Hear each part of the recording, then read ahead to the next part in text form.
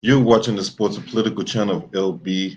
If you're not subscribed to this channel, make sure you hit the subscribe button, hit the like button, and share these videos on your social media platforms. Let's get down to business. So, this particular video, we're going to talk about the case involving Breonna Taylor.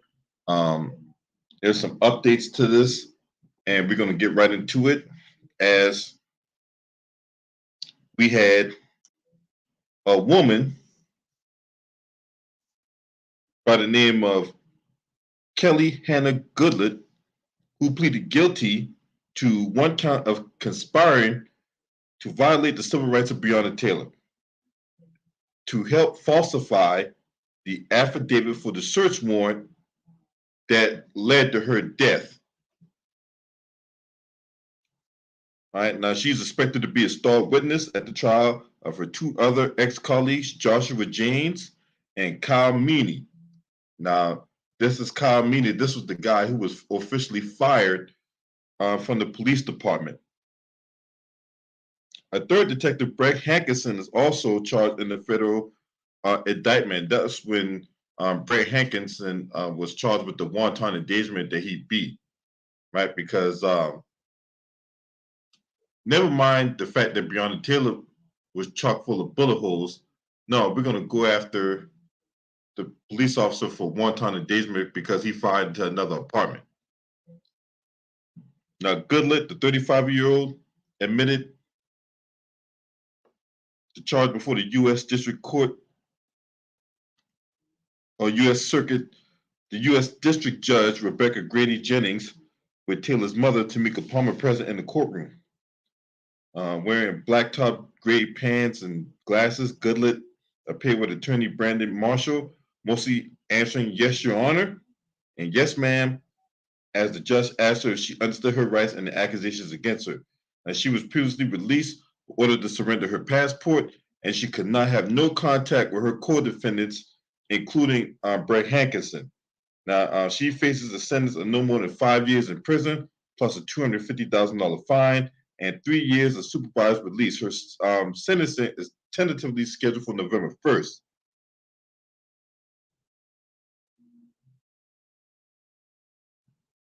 Now, Goodlett admitted she falsely claimed a postal inspector had verified Taylor was receiving packages for her ex-boyfriend, convicted drug dealer Jamarcus Glover, at her apartment before the raid. In fact, postal inspector said there was no evidence Taylor was receiving packages at her apartment. What they also leave out is the fact that Jamarcus Glover was already locked up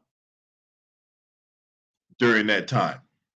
Right? The indictment alleges that Goodlett met with James in his garage so they could get on the same page after a postal inspector said that the claim that Taylor was receiving Glover's packages was bogus. James, 40, and Meany, 35, also faced civil rights charges for the search that ended in Taylor's death, while Hankinson, 46, is charged with the violating the civil rights of Taylor or boyfriend Kenneth Walker and 3 of Taylor's neighbors by blindly firing shots into the apartment. Now, police stormed the home and she was sleeping with her boyfriend Kenneth Walker. Thinking the intruder was breaking in, he fired one shot that hit John Mattingly in the leg, but a ballistics report came back and concluded that that bullet did not come from Kenneth Walker's gun. What's up, Courtney Washington? My man Terry Smooth, salute to y'all. Make sure you hit that like button for me. Okay. Mattingly, another detective, Miles Cosgrove, returned fire, killing Taylor. Hankinson ran to the side and rear of the apartment, firing through a window and the glass protected by blinds and a blackout shade, and sending several bullets into an adjacent apartment. He was charged and acquitted of wanton endangerment in Jefferson Circuit Court, but is now charged in federal court with violating the rights of Taylor, Walker, and 2 adults and a child in the other apartment. Mattingly has since retired. Cosgrove has been fired. Neither has been charged because U.S. Attorney General Merrick Garland said that the officers ultimately carried out the search at the apartment were not involved in the drafting of the warrant and were unaware of the false and misleading statements that it contained. Now, I have a problem with that because isn't it your job to verify the validity of that warrant? You're a police officer. Before you carry out that specific action, isn't it your job to verify that that was legit, right? So Merrick Garland dropped the ball on that. An innocent woman is dead.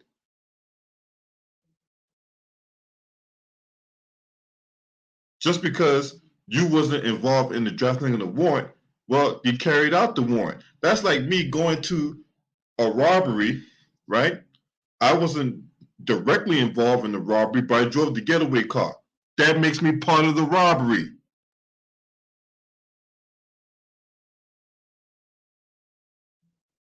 James and Minnie trial is scheduled for October 11th, while Senior Circuit Court Judge Charles R. Simpson III, while Hankinson's trial is set for October 13th before Rebecca Grady Jennings. Both trials are almost certain to be postponed.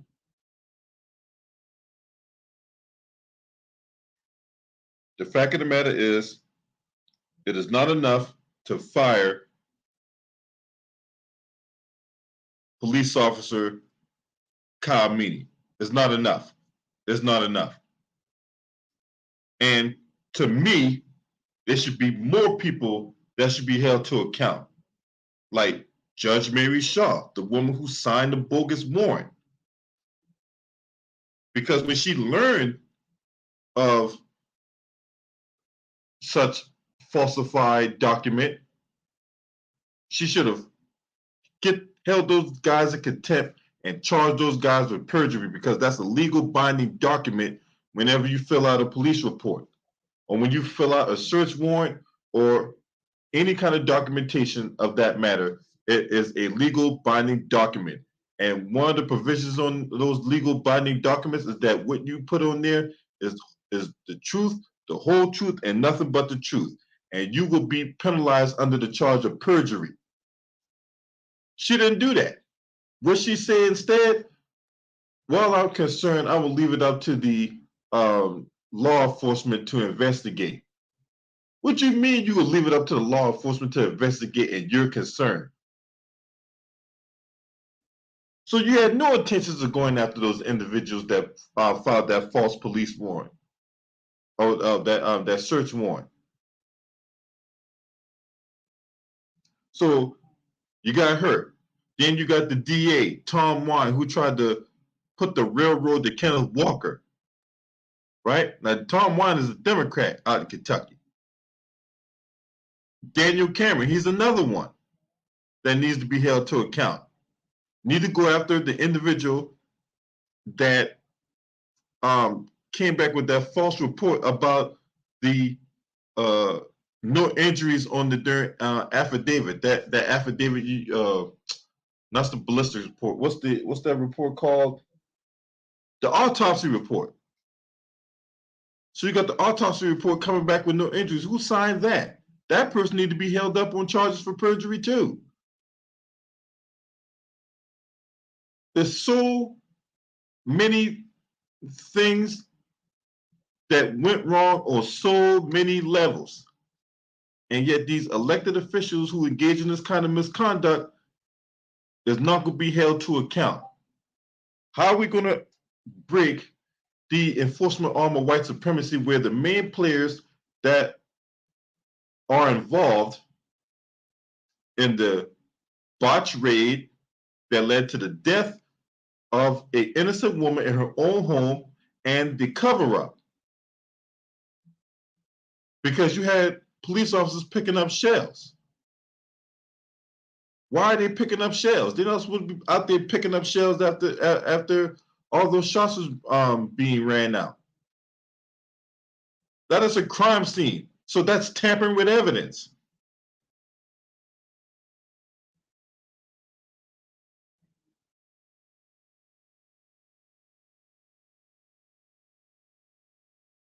So now you have this female that came out and pled guilty, and then she's going to turn around and testify against the other 3 police officers, right?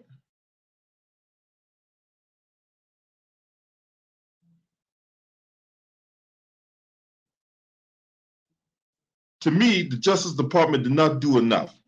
Merrick Garland and Kristen Clark did not do enough. They didn't do enough. What's this old saying that no one's above the law, right? That means everybody who was involved in this shenanigans need to be held to account, period. So where's the true justice for Breonna Taylor? Because there's no victory here. This is no time to celebrate. If anything, there should be more outrage.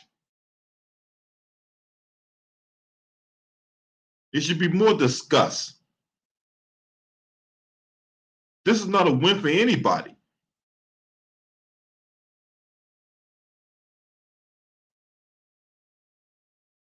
So, as far as I'm concerned, until some people go away for a long time, this is not a win for anyone.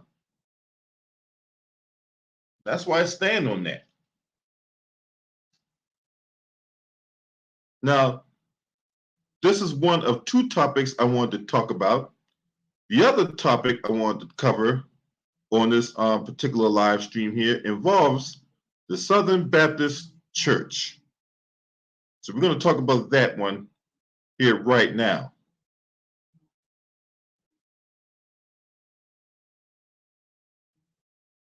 U.S. Southern Baptist churches face apocalypse over a sexual abuse scandal.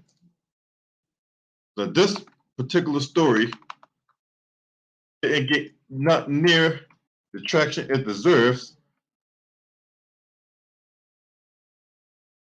And we all know why that is.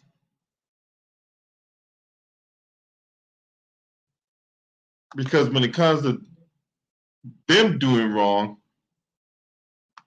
oh, we need to forgive, we need to move on. But if it's black folks that's doing wrong, it could be 50 years down the line and they won't let you forget it. That's going to be a stain on your name and your reputation. They won't let you run from it. They won't.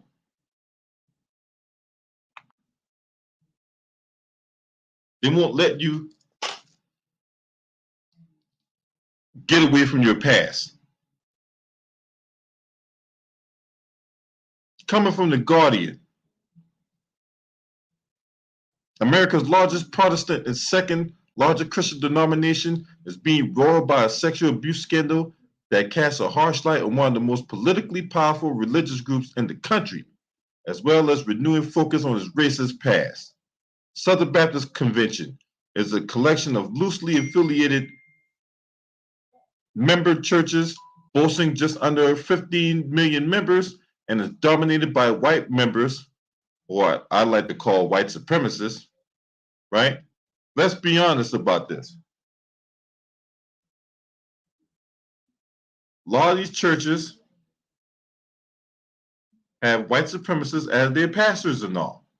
Let's be honest about this, right? And then the same white supremacists that when Trump was running for president, they had their hand around him, praying to God that he would lead them and guide them and all that. It's just a classic case of having the Antichrist as the leader, right? And now these church members, mostly white, are usually deeply socially conservative. Okay, so if you follow my channel, right? What do I always tell you about conservative, liberal, moderate, progressive, Republican, Democrat? Those are white supremacist terms that are interchangeable. Those are white supremacist terms that are interchangeable because you see these guys flip-flop associations and organizations all the time. right? Now, the convention has often been a powerful tool for right-wing organizing in recent years, especially issues around abortion, right? And that obviously that was the hot topic. We saw that Roe v. Wade got overturned, and you know a lot of white women are unhappy about that. So much so that a lot of white women out there have become registered voters because of these rules and regulations that these right-wing nuts have put in place. So a woman can be sexually assaulted or raped, and she ends up getting pregnant by that rape, and she's forced to carry that baby to term. Are you kidding me? Are you serious right now? And then y'all got nerve to throw the Bible and y'all got nerve to throw Jesus into this and God. There's nothing godly about that.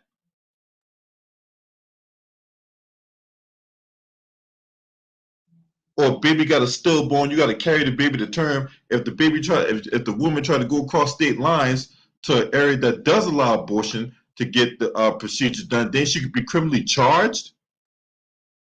So you pretty much paint this woman to a corner. No, I don't like white people pray over me either.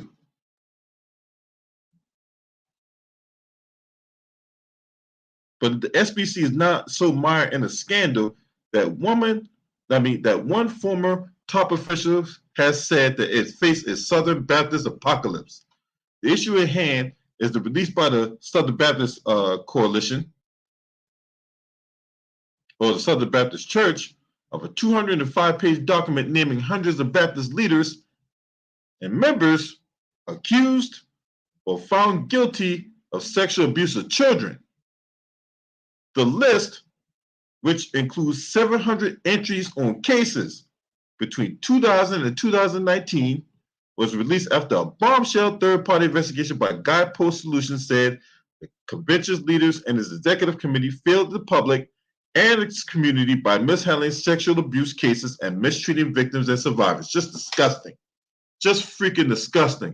And yet these are the same people here that be all up on TV talk about, if you give me a love gift of $30, I will send you a love gift right back in the form of a mustard seed. Get the fuck out of here. I mean, this is worse than Jimmy Swagger getting busted in the hotel room with a hooker. Now, anybody that grew up in like the late 80s or early 90s, remember that incident involving Jimmy Swagger. And that infamous sermon that he had that following Sunday, where he was crying on there, holding the microphone like how that prostitute was holding his dick, and he was sitting up there talking about, I have sinned.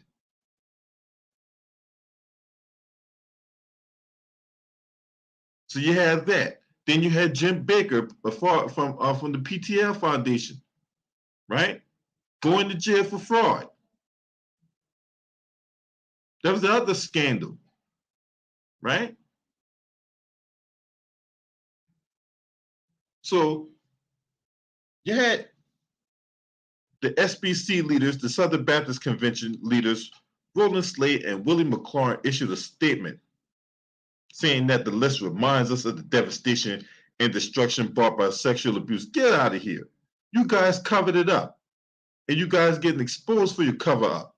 So don't come back with no empty word salad statement that express your all of a sudden newfound disgust. Our prayer is that the survivors of this heinous acts find hope and healing.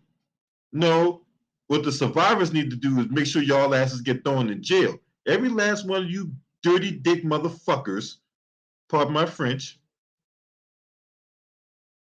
that was caught up in this shameful act, and you're using and manipulating people and you're weaponizing the Bible for your own personal gain. And I find that absolutely disgusting. And this is one of the reasons why I always say, whatever faith you practice, right? I don't care what faith you practice. I personally don't care. But whatever faith you practice, you make sure you follow the principles that's in the teachings of that Bible, whether it be the Bible, the Quran, whatever book you read, to give you inspiration, to give you a sense of purpose in life. You should not put your faith and trust in man, because you got faith, because you put your faith and trust in man, and you see this type of thing going on. They're weaponizing these biblical documents to get your money, or in some cases to get your mind.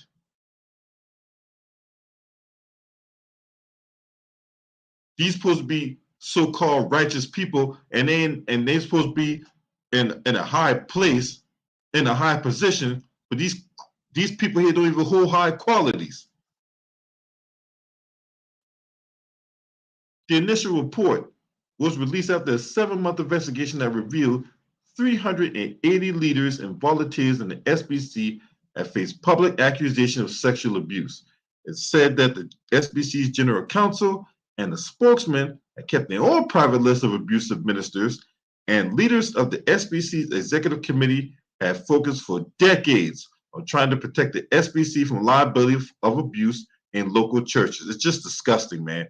In service of this goal, survivors and others who reported abuse were ignored, disbelieved, or met with caution refrain that the SBC could take no action due to its policy regarding church autonomy, even if it meant that convicted molesters continued in ministry with no notice or warning to the current church or congregations, investigators wrote. So you mean to tell me that you had convicted molesters continue in ministry? That means they were sitting up there knowing that they committed these shameful and harmful acts and criminal at the same time. You mean to tell me that these people here continued to provide communion on Sunday, that was touching on these little boys and girls, asking the Lord for strength and healing, knowing that in private they're the wolf in sheep's clothing?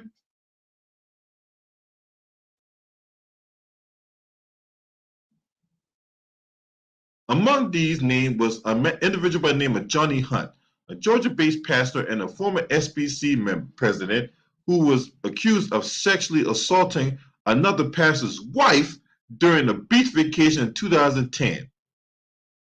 Hunt, who resigned last month as senior vice president of evangelism and leadership at the SBC's domestic missions agency, has denied he had assaulted the woman, but admitted on social media to a personal sin and called it a brief but improper encounter. Yeah, okay. Sure it was. If you did nothing wrong, why'd you resign?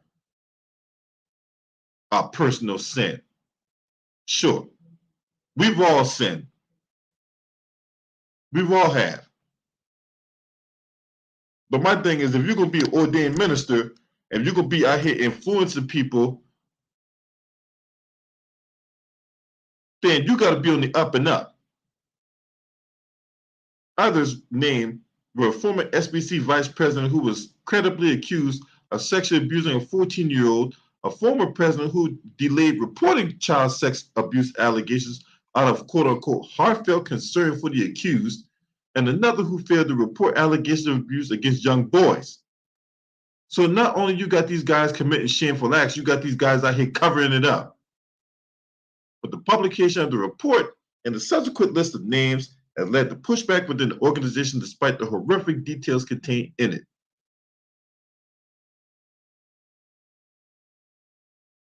Some say the report is about decades of sexual abuse cover-up, is an opportunity for the SPC to look more closely at its roots in white evangelicalism, including how it was founded in 1845 to protect the institution of slavery. Here we go again. It all comes back full circle. These so-called Christian evangelists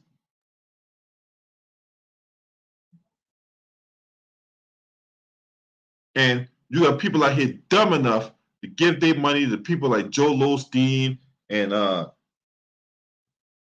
who's the other who's that Joyce Meyer and all these other white evangelicals, Kenneth Copeland. All these buffoons and idiots. John Hagee, another one.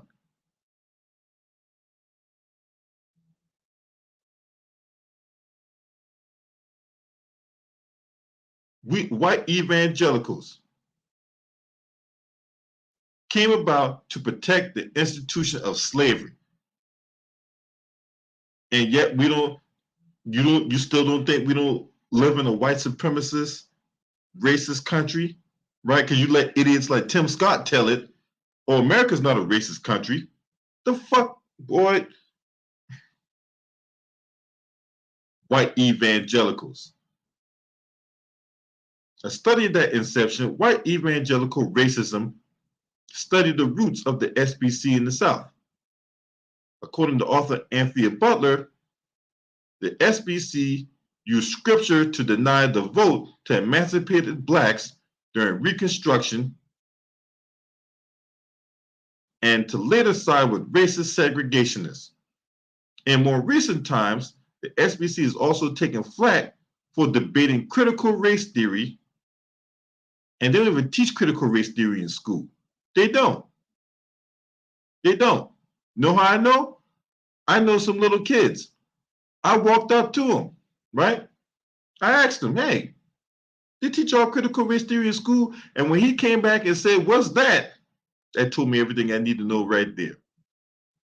It's all stupid Republican Party talking points, no thanks to that idiot Christopher Rufo, who perpetuated that nonsense. And then these Republican parties cook up this BS, and then they get pissed off over the BS they cook up.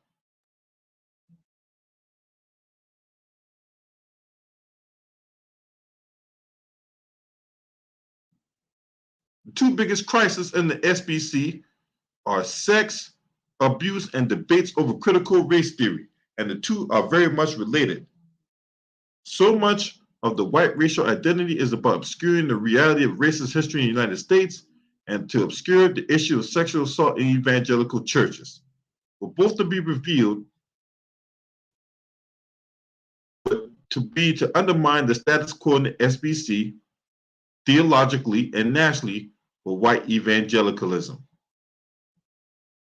A new article in the New Republic published this month went further, suggesting that the SBC crusade against critical race theory, while obscuring sexual abuse within its own ranks, is further suggested that racial terror is still very much at work within the organization.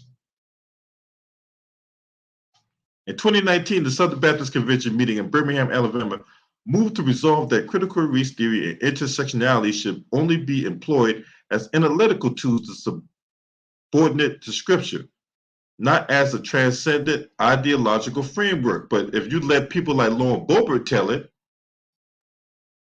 church should be the one that runs the government.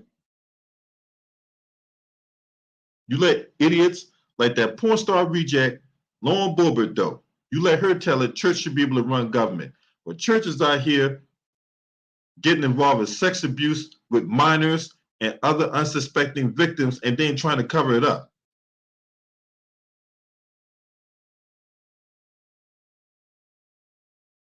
According to Pew Research, Black evangelicals make up about 14% of all African American Christians, while 85% of Americans who identify as Southern Baptists are white. In a subsequent statement, the SBC president said they recognize the reality of racism on both the personal and systemic or structural level, but still see critical race theory as incompatible with Baptist teaching. Yeah, because what I know, those two ideologies don't mesh. It's like oil and water. The SBC has been tracking right since the 1970s, when a backlash to desegregation, Nixon's Southern strategy, was hitched on an anti-abortion sentiment to which the convention had been previously been relatively neutral. That effectively led to the rise of the religious right in the U.S., a phenomenon that has huge repercussions today, especially as America looks to federally guarantee abortion rights or lose the abortion rights. So, look, when you got this kind of thing going on, does it surprise you through the dog whistling, and through other mechanisms. Does it surprise you? Because it sure as hell doesn't surprise me that this type of deal goes on.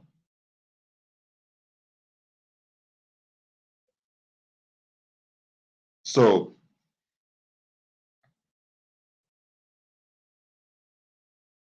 at least here in the United States, church and government are one and the same. That's why Lauren Boebert made that statement that church should be the one that runs government.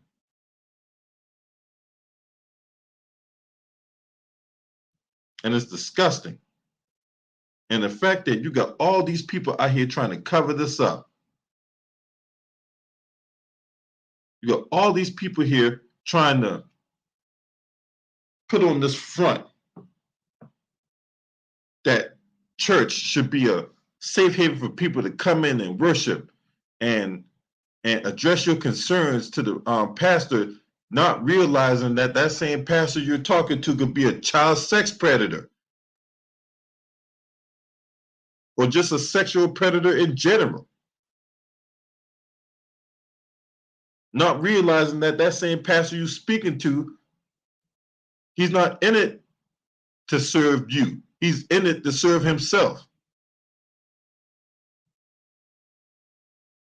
He's in it to have you line his pockets and buy his cars and buy his house while you struggle to pay rent, while you struggle to buy groceries, while you struggle to make ends meet for you and your children, if you have any.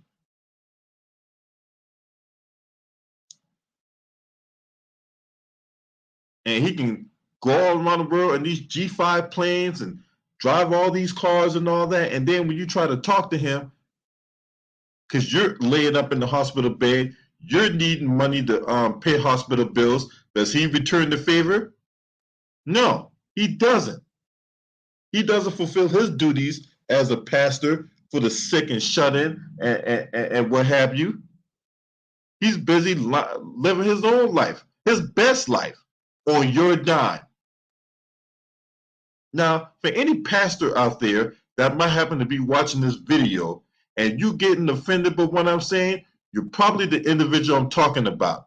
If it don't apply, let it fly. If it don't apply, let it fly, right? And I don't want to hear any specifics about what I personally don't do that. Okay, good for you. You want a cookie? I personally have oatmeal raisin for you. If you personally actually doing the Lord's work, good for you. But I'm not going to give you praise for that because that's what you're supposed to do if you're an ordained minister. I'm not going to give you no adulation and or heaping the praise because you're doing what you're supposed to do. No. Now, if you're the one that gets triggered by this, then you're probably an individual I'm talking about, and you might want to consider making changes before it gets caught up. Because no matter how fast or how far you're trying to run from these issues, it will eventually catch up with you. So if you one of these people out there that's doing this type of crap, stop while you're ahead. It's insane. It's disgusting. It's disrespectful and disingenuous of people out there who's really trying to live a purposeful, driven life to have some charlatan up in their face, lying to them, grifting them, stealing from them.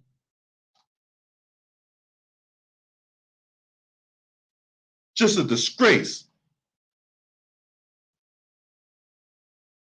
Now, if you want to go to church, by all means, I'm not stopping you from going to church. I'm not trying to discourage anyone from going to church. I'm not trying to discourage anyone from preaching the gospel. I'm not trying to discourage anyone from learning the gospel. But to sit up here and ignore the dangers that's in our society is dangerous. It's very dangerous to ignore the situation we have out here today. Because when we live in this enforcement arm of white supremacy, it's all about situational ethics. It's all about what they deem is moral at the time. And I won't stand for that. I'm not standing for that, and neither should you. You're a God-fearing person. If you're a person of principle, you're a person of, you know, devout standing within yourself and all that, and who you worship. You shouldn't stand for this kind of activity neither. Now, if you're not a subscriber to this channel, make sure you hit the subscribe button, hit the like button, and share these videos on your social media platforms. One video I will be doing in the near future, we had a rash of firings at CNN.